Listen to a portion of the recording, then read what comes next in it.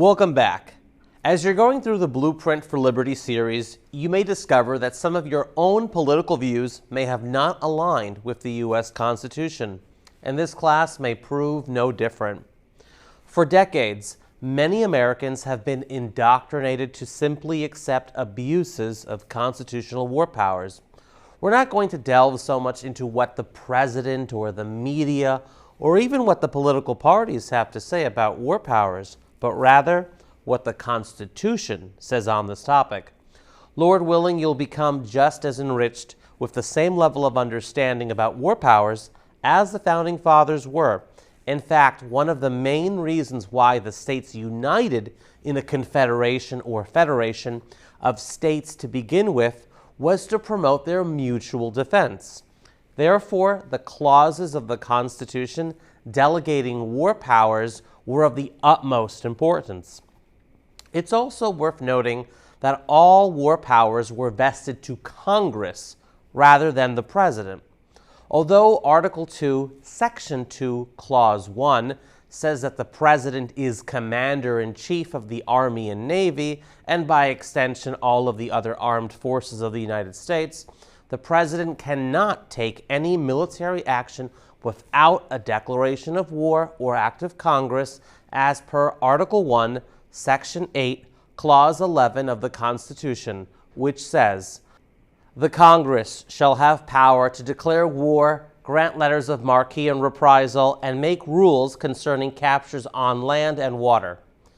The idea of granting war powers exclusively to Congress rather than the executive branch is a fundamental tenet of our federal Constitution that set us apart from virtually all the nations and empires of Europe at the time. Of our new Constitution and the power to make war, James Madison wrote the following in a letter to Thomas Jefferson dated April 2nd, 1798. "The Constitution supposes what the history of all governments demonstrates, that the executive is the branch of power most interested in war and most prone to it. It has accordingly, with studied care, vested the question of war in the legislative." Madison, like many of our nation's founders, studied history and knew full well that executive power has always been drawn to war.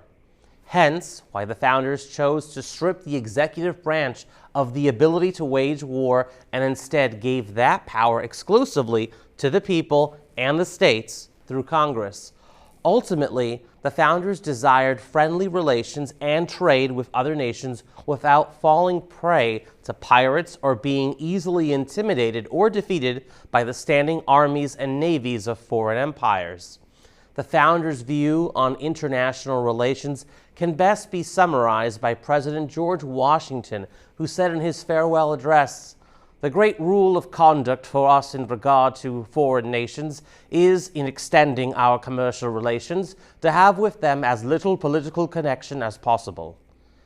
And as to the question of war specifically, the founders' view can be best summarized by Thomas Jefferson, who in a 9-page letter to William Carmichael and William Short, dated June 30th, 1793, said, "We love and we value peace. We know its blessings from experience. We abhor the follies of war and are not untried in its distresses and calamities. Unmeddling with the affairs of other nations, we had hoped that our distance and our dispositions would have left us free in the example and indulgence of peace with all the world. We confide in our own strength without boasting of it. We respect that of others without fearing it." In other words, we ought not to seek war, but we also shouldn't fear it when the cause is just and absolutely necessary. On April 7th, 1794, then Vice President John Adams wrote in a letter to his wife Abigail Adams, "I should have no fear of an honest war, but a knavish one would fill me with disgust and abhorrence." That word, knavish, is an archaic word that simply means dishonest or mischievous. Adams wasn't afraid of an honest war, but the thought of fighting a dishonest war filled him with disgust and abhorrence. That's pretty strong language and an excellent insight into what the founders thought about war.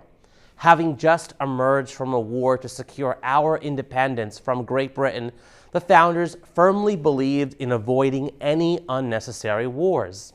On May 19, 1794, Adams wrote in a subsequent letter to his wife, "Great is the guilt of unnecessary war." The founders took great pains to ensure that our nation did not easily go to war. In addition to fearing and opposing unnecessary wars, the founding fathers feared standing armies, especially in the hands of a king or president. In James Madison's Records of the Federal Convention, dated June 29, 1787, Madison noted, "A standing military force with an overgrown executive will not long be safe companions to liberty. The means of defense against foreign danger have been always instruments of tyranny at home." The founders were leery of having a military concentrated solely in the hands of a central government. After all, from their vantage point, it wasn't that long ago that they were all British subjects under King George III, who routinely used his standing army to inflict injury upon their lives in the colonies. So one can understand their apprehension with creating the same kind of power and giving it to the president. In fact, in the Federalist Papers, Alexander Hamilton goes through this in great detail. In Federalist numbers 24 through 29, he examines the dichotomy of having a military powerful enough to defend your nation against foreign invasion at a moment's notice, but not easily subject to the whim of a president who'd use it to inflict tyranny. They debated this problem extensively. Without a standing army, there isn't enough time to begin recruiting and training once your territory is invaded.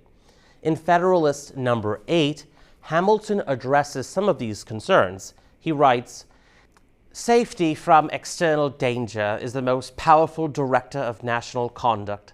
The violent destruction of life and property incident to war, the continual effort and alarm attendant on a state of continual danger, will compel nations the most attached to liberty to resort for repose and security to institutions which have a tendency to destroy their civil and political rights. To be more safe, they, at length, become willing to run the risk of being less free." If we have too powerful of a military, we run the risk of reverting back to the same tyrannical conditions that existed under King George III. As we turn to the Constitution, let's see how they solve this dilemma. As you may recall from our class on enumerated powers, Article 1, Section 8 can be separated into two categories. The first half, Clauses 1 through 9, are the general welfare powers. The second half, Clauses 10 through 16, are the common defense powers. Today, we're going to focus on Clauses 10 through 14. The two remaining clauses, 15 and 16, will be covered in our next class. Clause 10 grants Congress the power to define and punish piracies and felonies committed on the high seas and offenses against the law of nations. Congress has the exclusive authority to pass legislation defining crimes and their proper punishment that are committed on the high seas, which are outside the jurisdiction of any state. At the time, piracy was a major roadblock and threat to commerce. This affected the foreign commerce of all the states. Under Article 9 of the Articles of Confederation, the United States, in Congress assembled, was given the exclusive right and power of appointing courts for the trial of piracies and felonies committed on the high seas.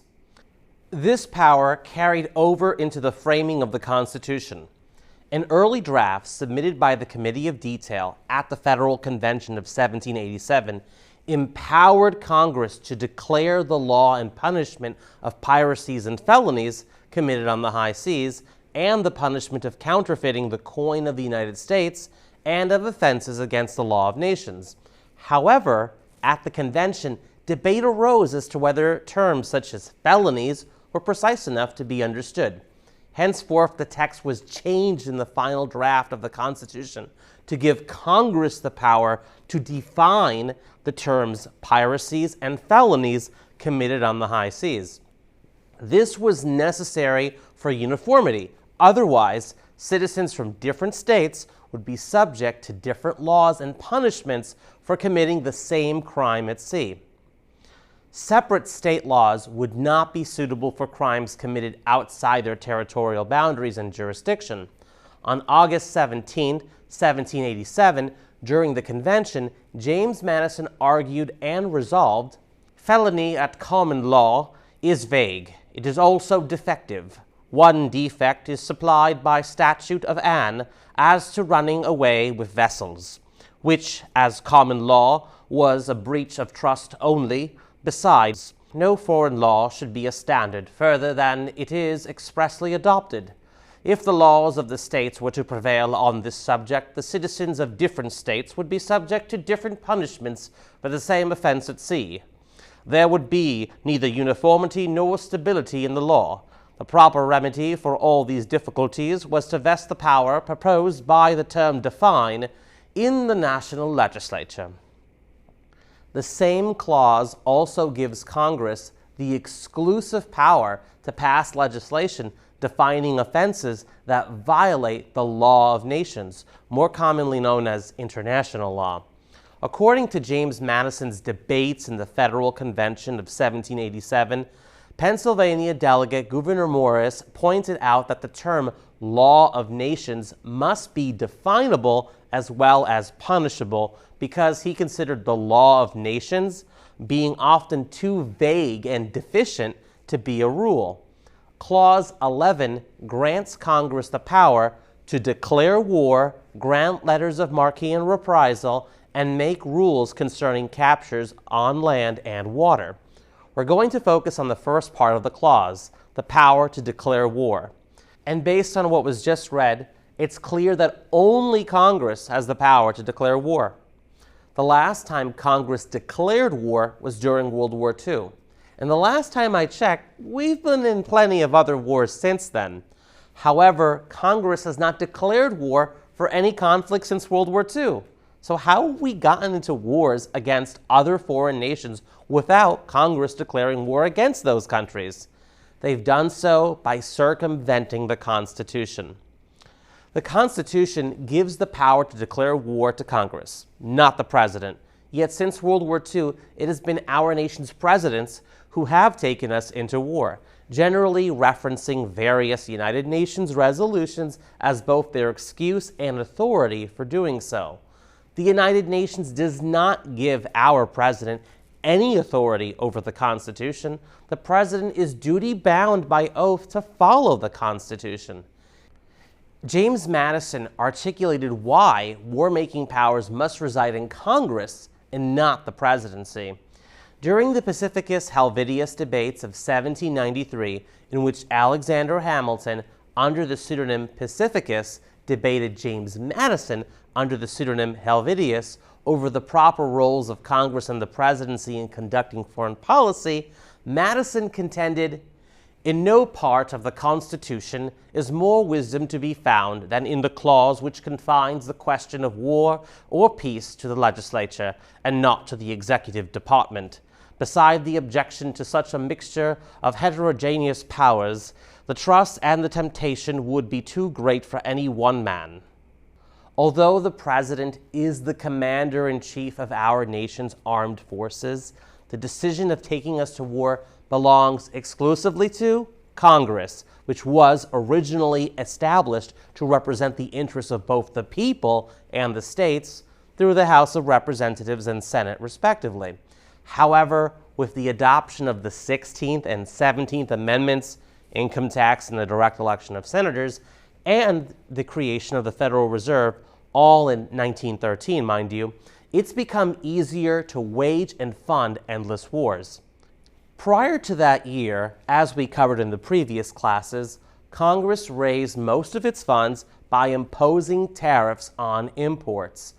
Other sources of revenue included levying excise taxes on goods such as alcohol and tobacco, authorizing borrowing through bonds, and collecting fees and selling public lands. These sources were limited at best and insufficient for funding the kind of massive federal government we have today, let alone for sustaining endless foreign wars. The 17th Amendment requires U.S. senators to be elected directly by the people of their own state. Prior to that, U.S. senators were chosen by their state's legislature. The purpose for this was to make sure that the states had a direct say in federal matters.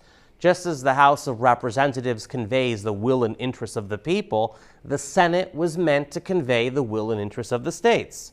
So originally, Congress could not declare war unless a majority of the states agreed, as represented by their 2 senators in the Senate.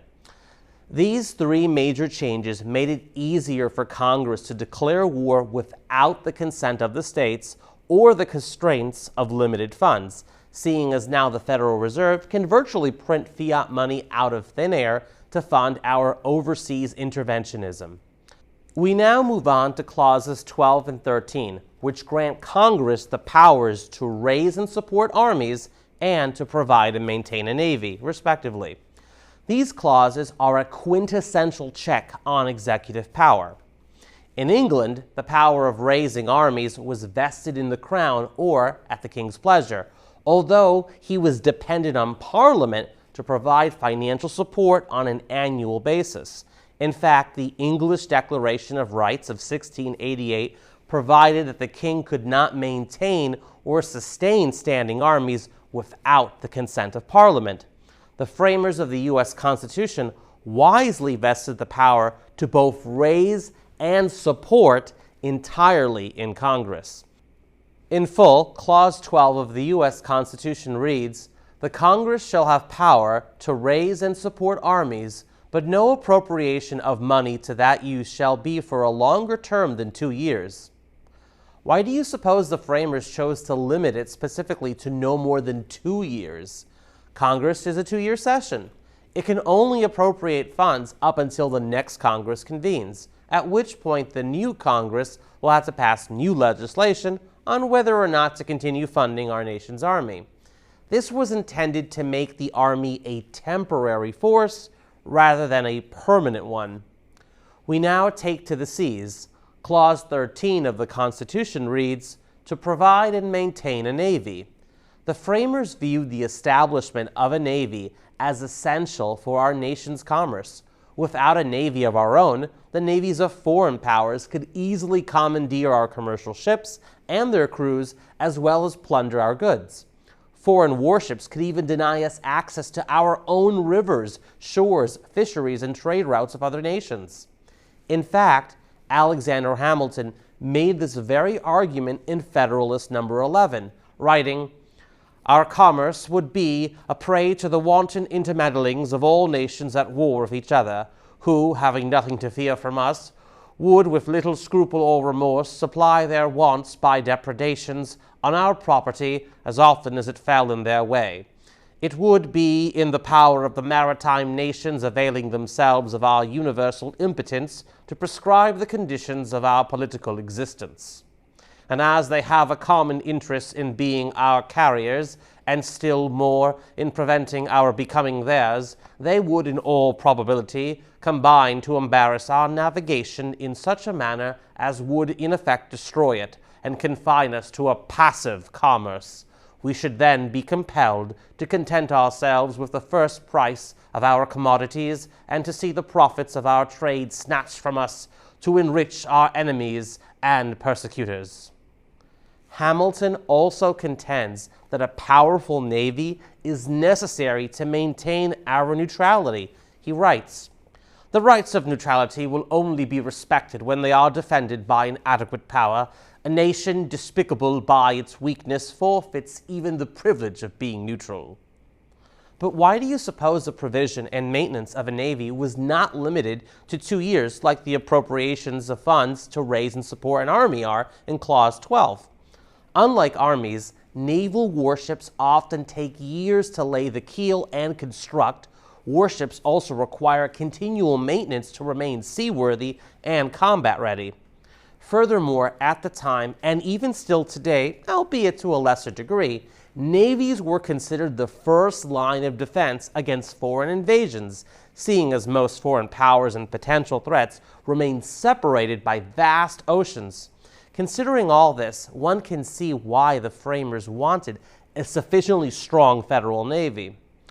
Although we've covered most of what the Constitution says relative to war powers, no discussion on the subject is complete without at least a brief mention of the War Powers Act of 1973, which is often cited by the media and members of Congress. The War Powers Act of 1973 is a law intended to limit the president's war-making powers, which were already limited by the Constitution. But following World War II, with the creation and U.S. entry into the United Nations, the North Atlantic Treaty Organization, NATO, and the now defunct Southeast Asian Treaty Organization, SEATO, U.S. presidents began taking us into foreign military conflicts, such as the Korean and Vietnam Wars, under the banner of the United Nations and other collective security arrangements, and without a formal declaration of war from Congress, as the Constitution requires. Congress funded our wars against the communist governments in those countries, but never declared any of them. Following President Richard Nixon's secret and unconstitutional bombings of Cambodia during the Vietnam War without any congressional consent, Congress sought to restrain the president's war-making actions, which, surprise, surprise, were already in violation of the Constitution. But rather than trying to impeach him for those lawless actions, instead they passed the War Powers Resolution of 1973.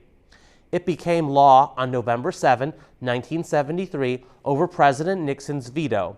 The act allows the U.S. president to send U.S. troops into combat without a formal declaration of war. However, the president must notify Congress within 48 hours. Those troops can stay engaged for up to 60 days, or 90 days if withdrawal requires more time, unless Congress approves a longer mission or declares war. It's also one of the most frequently misrepresented federal statutes that is often wrongly used to justify unilateral and unconstitutional military actions by the president, the very opposite of what the law intended. Contrary to what you may have heard about the War Powers Act of 1973, it does not allow the president to take just any or unilateral military action for 60 to 90 days without congressional approval, so long as the president notifies Congress within 48 hours. Section 1541C of the War Powers Act of 1973 clearly says, "The constitutional powers of the President as Commander-in-Chief to introduce United States armed forces into hostilities or into situations where imminent involvement in hostilities is clearly indicated by the circumstances are exercised only pursuant to 1. A declaration of war, 2. Specific statutory authorization, or 3. A national emergency created by attack upon the United States, its territories or possessions, or its armed forces." Of the 3 potential pursuant justifications, not one authorizes the president to take offensive military action without congressional consent.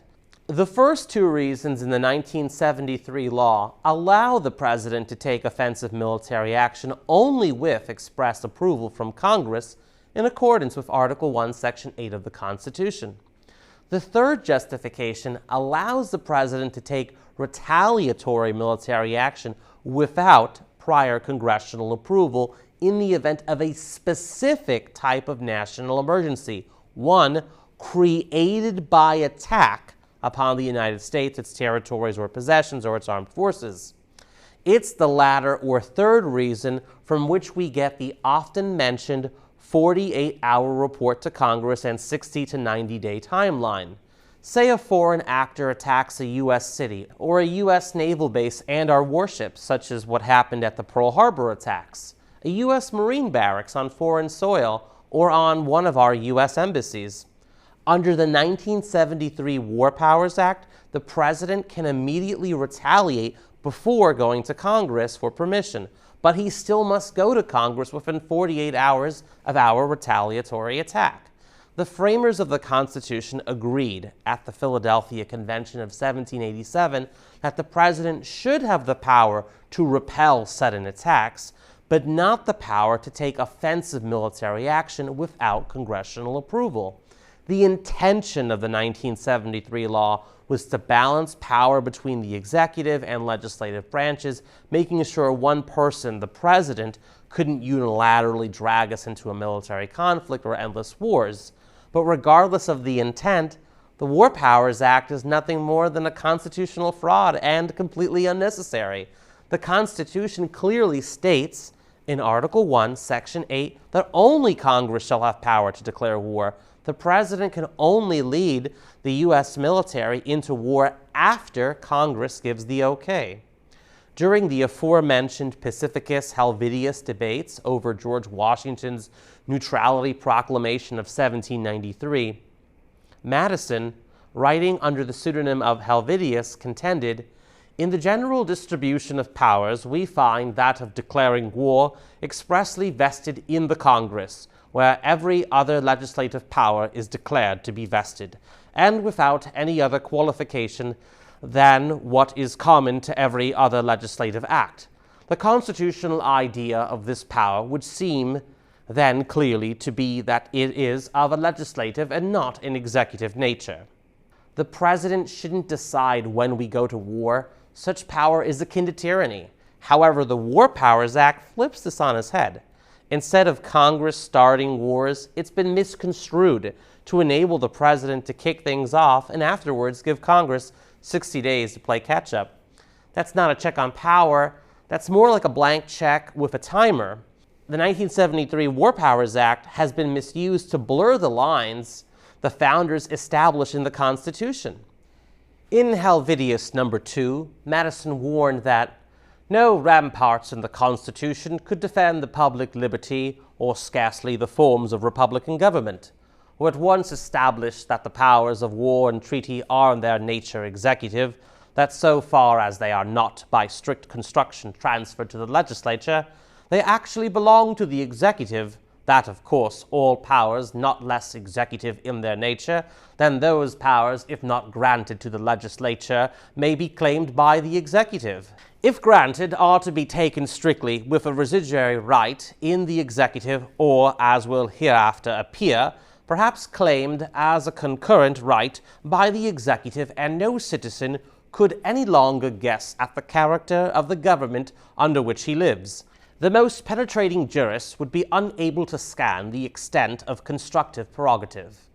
That's a huge mouthful, but here's what Madison meant in plain English.